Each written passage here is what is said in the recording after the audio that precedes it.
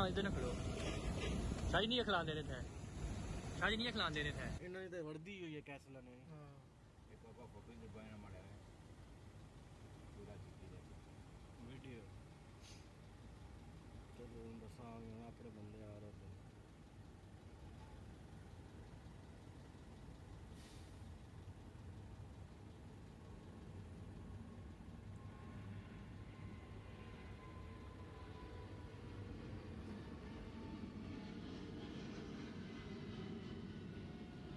चिट्ठी दे जाओ ना जाना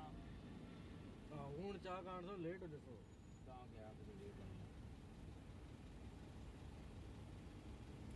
ਵੈਗਨ ਪਈਆਂ ਉਹਨਾਂ ਨੂੰ ਫੋਟੋ ਚਿਕੜਾ ਪਰਲੀ ਪਿਛਲੀ ਸਾਈਡ